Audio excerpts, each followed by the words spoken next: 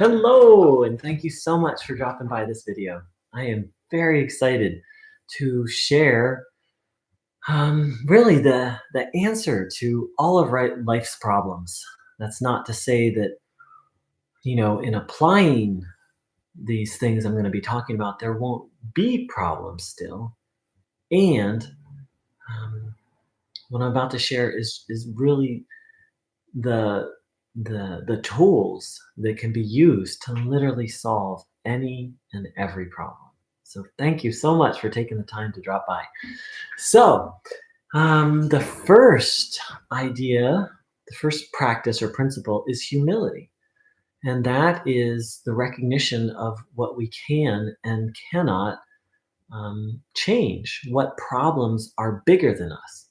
Now, this is made very abundantly clear for anyone who has a severe addiction. They're literally unable to stop, and they're headed towards the grave and they're unable to stop. But really, this is true of anyone and everyone. Most people are unable to control their thoughts and their emotions. They like to think they can, and maybe they can in short periods of time. And a lot of what's going on is numbing out as opposed to facing and releasing or having a healthy relationship with thoughts and feelings and um, other compulsive behaviors. People also often replace one compulsive behavior with another. And even if someone feels like, well, my thoughts and feelings are mostly um, under my control and not a big problem, then we have to ask about ego. Now, from a spiritual point of view, most people um, are able to recognize that they're not able to completely free themselves from their ego on their own or to achieve their spiritual goals. For years, I was striving to achieve enlightenment, and I've looked at it from the angle of different perspectives.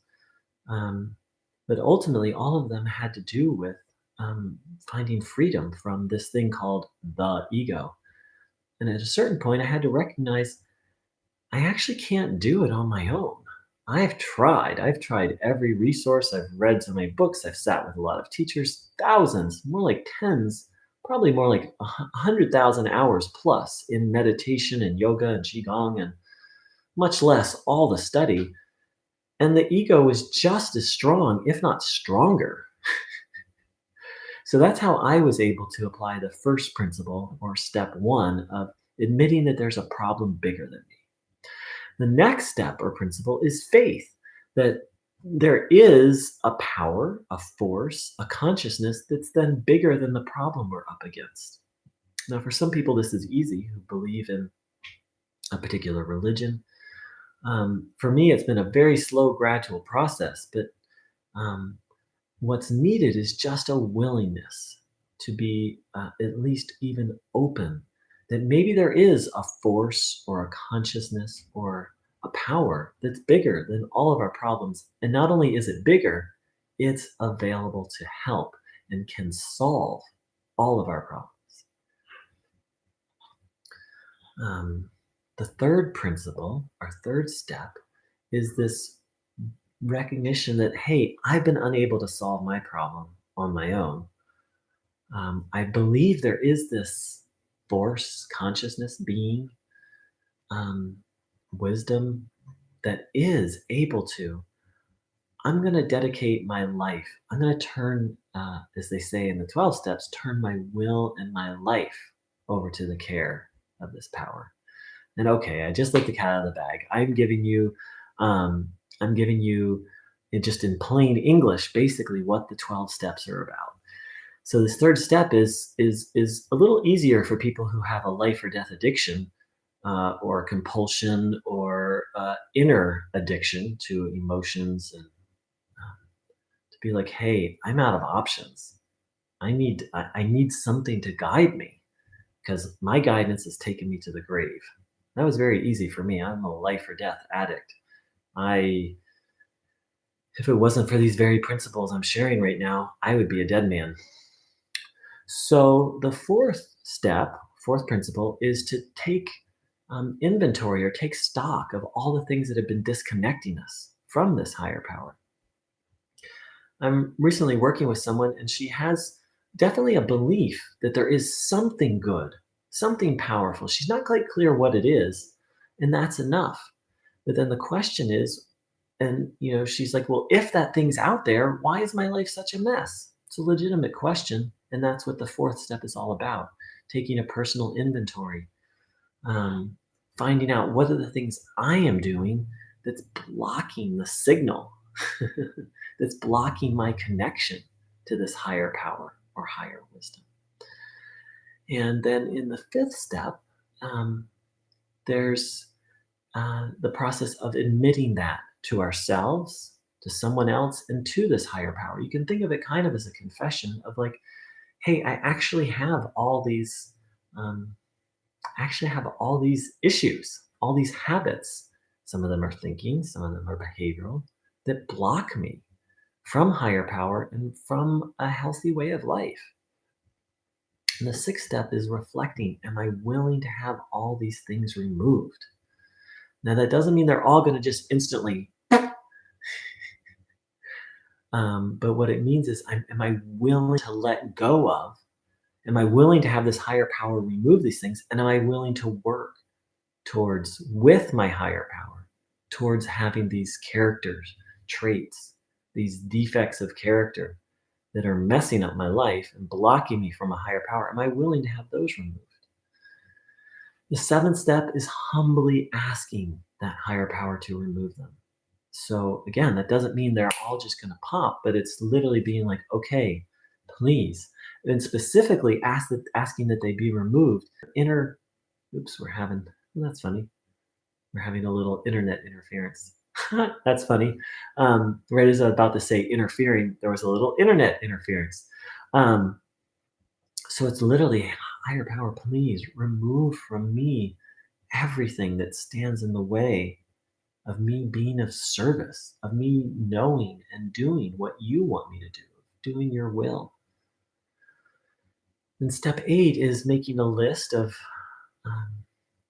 of all people that we've harmed in the past, and becoming willing to to make amends to all of them, to do our best to right the past wrongs. And step 9 is actually doing that, making amends to everyone we can, except when to do so would be harmful to them or to someone else.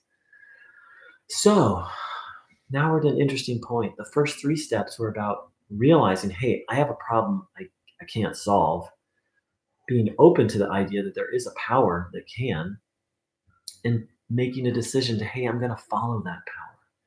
Then now we've just spent the next 5 steps cleaning up the past, cleaning up the things that interfere with our life and have been causing our problems. Many people, by the time they complete their amends, have had a profound, what's called spiritual awakening, or a psychic change, literally a reorientation of their personality that they find utterly miraculous. And I'm one of them. I've done many spiritual things, but it wasn't until I worked the 12 steps that I literally became a different person. And of course, it's an ongoing process, but there was a noticeable um, reorientation of um, of myself. And I'd like to read something from Carl Jung, who many people don't know. Carl Jung was one of the 3 major influences on the 12 steps. And here's what he had to say about this. Here and there, and of course, he was talking about alcoholics, because originally the 12 steps were just for alcoholics, but they've been adopted and adapted to suit every significant problem. Here's what Carl Jung said: once in a while, alcoholics have had what are called vital spiritual experiences. To me, these occurrences are phenomena. They appear to be in the nature of a huge emotional displacement and rearrangement. Ideas, emotions, and attitudes, which were once the guiding force of the lives of these people, are suddenly cast to one side, and a completely new set of conceptions and motives begins to dominate them. A literal just shift or rebirth And I cannot tell you how many spiritual experiences I had before working the 12 steps, but I never experienced anything like this. Just a complete becoming of a different person. And so um, then step 10 takes us to how to stay that new person. And it offers very simple guidelines for what to watch out for, what interferes with our connection with spirit. At this point, we've made a connection with spirit. In fact, they go so far as to say that we've become God conscious and we begin to feel the inflow of the spirit and power of a higher power. It's really true and it's really miraculous. And I and millions of other people have experienced it. But how to stay in that?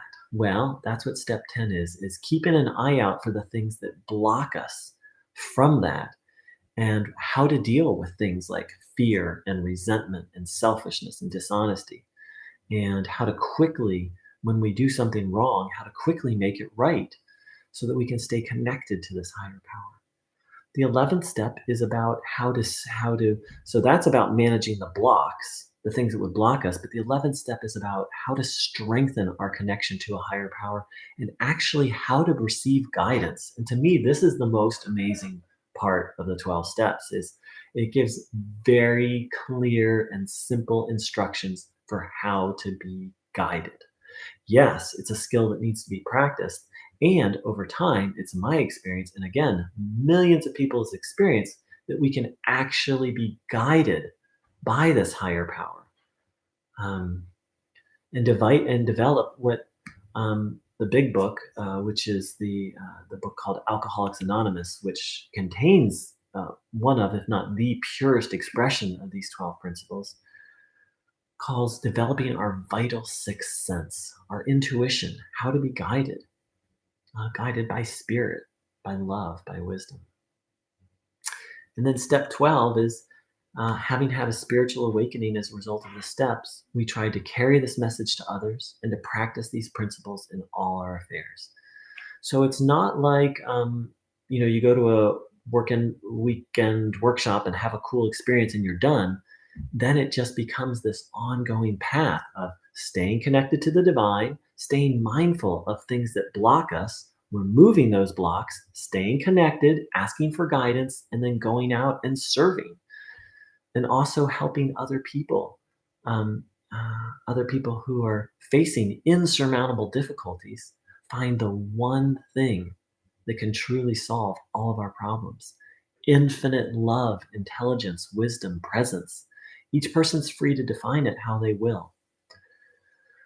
Um, the short version of that is have a spiritual awakening and um, learn how to be guided and stay connected to a higher power, a higher consciousness, and then go out and do good joyfully. It's an amazing process. And I'm very willing to lead anyone through it. And there are numerous 12 step fellowships. The thing to be cautious with is a lot of the fellowships or a lot of meetings. I won't, single out any specific fellowship, but most 12 step programs today have moved completely away from the 12 steps and made the emphasis on meetings and phone calls. And for example, in Alcoholics Anonymous, you'll hear, no matter what, just don't pick up a drink today and just go to a meeting. Whereas, the original program was, well, actually, you work the 12 steps and the compulsion is removed. That's part of what's the problem just gets removed. That's part of what's so miraculous about the 12 step program is that, and I experienced it. I was a life or death addict with about 6 addictions all happening at the same time, like driving me to the point of psychosis and suicide. And then I'd stepped away. I'd stopped living the steps. I came back and I started working them again, and all the addictions were gone, literally gone. In It just took one moment, one decision of like, okay, yes, I am going to dedicate my life to service. And that was enough. and higher power came and took away the compulsions, which were killing me. And again, I'm just one out of millions. So thank you so much for exploring this video. If you have any questions or comments, or you'd like to be led through these powerful steps, please let me know. Take care. Much love.